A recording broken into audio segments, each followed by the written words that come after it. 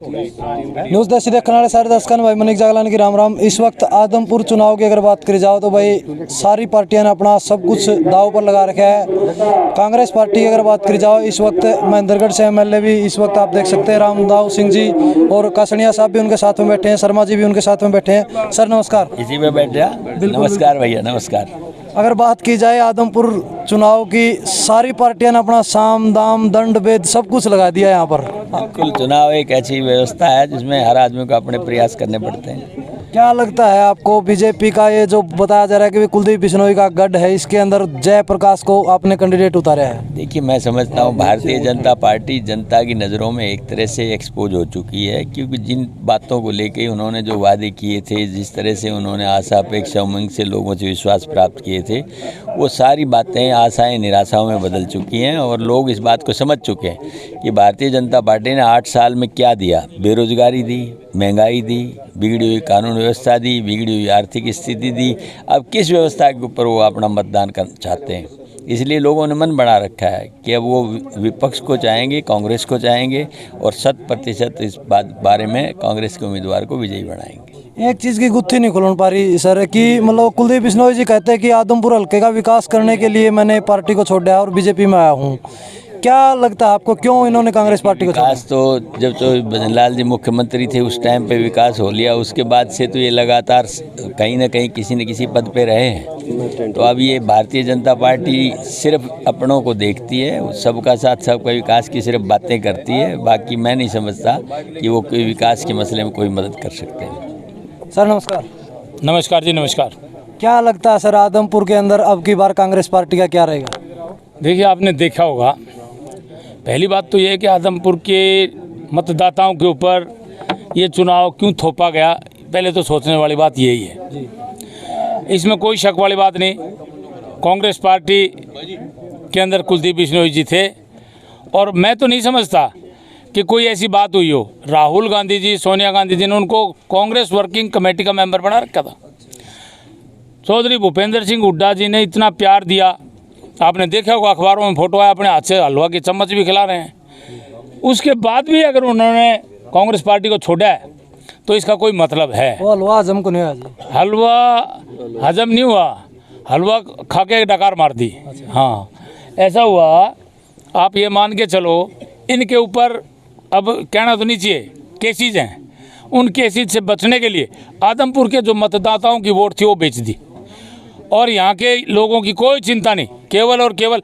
अब देखिए, कुलदीप बिश्नोई जी जब कांग्रेस में थे, हमें याद है ये कहा करते थे हर मीटिंग में कि मुझे एक नया पैसा नहीं दे रही बीजेपी और अब कोई विकास का कार्य मेरे आदमपुर हल्के में नहीं हो रहा। और अब जब बीजेपी में चले गए तो कह रहे हैं कि मैंने तो 350 करोड़ रुपए तो लगा भी दिए। मुझे तो कहीं 35 रुपये भी लगे नज़र नहीं आए पूरे हल्के में। हम बहुत घूमे, कहीं 35 रुपये नज़र नहीं आए और कहता 350 करोड़ रुपये। सिर्फ और सिर्फ अंदर से दुखी है वो। कांग्रेस जैसी पार्टी उसको कहाँ मिलेगी? चौधरी भजनलाल आज स्वर्ग में है, हम नरक में। चौधरी भजनलाल ने कभी भी सांप्रदायिक ताकतों से हाथ नहीं मिलाया।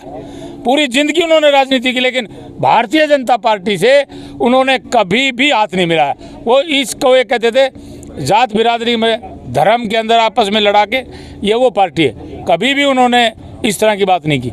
लेकिन ये पता नहीं अब इसने क्या किया, अब ये वहाँ चला गया। अब ये कहता है कि पहले तो कहता था, आपने इसके वीडियो देखे होंगे, पहले अपने लड़के को कहा कि ये वीडियो बना डाल। आपने इसके वीडियो सुने होंगे। वो लड़का कहता है कि खट्टर से झूठा कोई नहीं। कुलदीप बिश्नोई कहता है कि खट्टर से चोर कोई नहीं। आज वो शाह बन गया, उसकी पार्टी में चला गया। गलती मान ली, हृदय परिवर्तन कर लिया उन्होंने।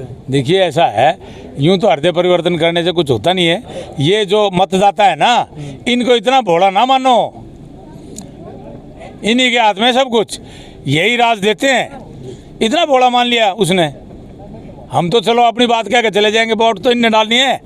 फिर ये वोट इस बार परिवर्तन है, आप देखेंगे। देखिए, जो हमारा कैंडिडेट है जयप्रकाश, चुनाव के अंदर 2 बातें देखी जाती हैं, पार्टी और कैंडिडेट। पार्टी कांग्रेस पार्टी सदा से बढ़िया।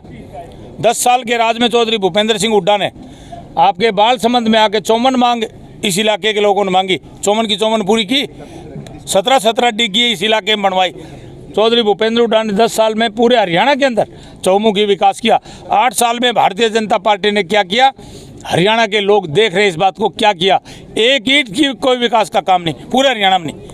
जयप्रकाश को तो विपक्षी की बात करें चाहे कुलदीप की बात करो, गुंडा बताओ इनको नकली नोट बैंड गया, पेट्रोल पंप पड़े रुपये खा गया। ऐसा है, सुनिए, जो आदमी 3 बार यहाँ से मेंबर पार्लियामेंट रहा हो, जो आदमी केंद्र में मंत्री रहा हो, जो आदमी 2-2 बार एमएलए रहा हो, वो आदमी इतनी हल्की हरकत कभी भी नहीं करेगा। राजनीतिक आदमी है, केवल और केवल उसकी इमेज खराब करने के लिए, केवल और केवल, और कोई बात मिल नहीं रही तो उस बात को ऐसे अफवाह फैलाने के लिए कि ये सुनिए क्या कह रहे हैं ये कि 2000 के नकली नोट मार दिए। मैं आपसे पूछना चाहता हूँ 1996-97 में या 2009 में 2000 का नोट चला भी था क्या? फिर ये ऐसे झूठ, अब ये ऐसे झूठ बोलने से क्या है? 2000 के नकली नोट बांट दिए। पार्टी में आगे जी अब हैं? वो कह रहे थे भी नरेंद्र मोदी की तरह झूठ बोलो। हाँ, तो मोदी का झूठ विश्व स्तरीय है, इसलिए 2009 में जो नोट नहीं था इसलिए उन्होंने ये झूठ चला दिया जी, क्योंकि पार्टी बदलते ही असर आ गया।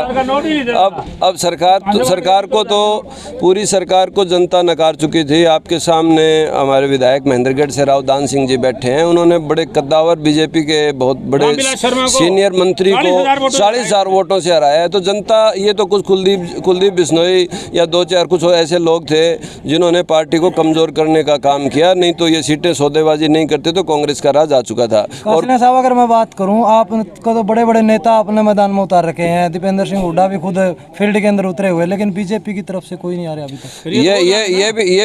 ये भी बड़े उत्सुकता का ये विषय है, क्योंकि पहले कुलदीप बिश्नोई जी ने मनोहर लाल खट्टर जी को बड़ा नकारा, निकम्मा, बड़ा फद्दू किस्म का सीएम है। नरेंद्र मोदी को तो एक सरपंच के साथ तुलना करी, हालांकि कोई सरपंच छोटा नहीं होता, लेकिन कुलदीप ने अपनी सोच में सरपंच को छोटा बताते हुए कहा भी ये तो सरपंच की तरह है, ऐसा एक उदाहरण देके बोला। तो हो सकता है बीजेपी भी उनसे कुछ वो कांटा निकालने के प्रयास में हो। अगर बीजेपी को काम करने होते तो सरकार को या कुलदीप को, दोनों को पता था भी अब बाई इलेक्शन 6 महीने के अंदर होना है, तो सर काम करवाते। एक भी काम कहीं एक पैसे का काम नहीं है, सीधा उतर गया। विधानसभा में राव दान सिंह जी गरजते हैं अपने महेंद्रगढ़ के लिए, पूरे अहिरवाल क्षेत्र के लिए। कुलदीप बिश्नोई विधायक जी, हमने आपसे ही सुना है, अभी उबासी के लिए भी मुंह नहीं खोलते, उबासी लेने के लिए विधानसभा में मुंह नहीं खोलते। आदमपुर की जनता की मांग कहाँ उठाएंगे? सर अगर बात की जाए आपकी, आप भी आज यहाँ पर पहुँचे हो प्रोग्राम के लिए, और रामविलास शर्मा भी जो आज डोर टू डोर प्रोग्राम गाँव टू गाँव जाने लग रहे हैं। देखिए, वो मैं ये कहता हूँ, मैं ये तो मतदाता अच्छी तरह जानता है कौन नेता किस मन से आया है, किस नेता ने क्या यहाँ सोच करके ना अपना कदम रखा है। मैं समझता हूँ कि आप लोग तो राजनीति में बहुत आगे हैं, 35-36 साल नहीं 50 साल से राजनीति के शीर्ष पर रहे हैं। तो भजनलाल जी मुख्यमंत्री भी रहे आपके, तो वो अच्छी तरह से जानते थे इस बात को। तो इसलिए मुझे नहीं लगता कि इस तरह से जाके ना कोई प्रचार करने से कोई फ़र्क पड़ने वाला है, लेकिन फ़र्क पड़ेगा लोगों की सोच के साथ में फ़र्क पड़ेगा कि कौन पार्टी क्या सोचती है। कांग्रेस पार्टी से बढ़िया पार्टी नहीं, कांग्रेस की नीति से बढ़िया नीति नहीं।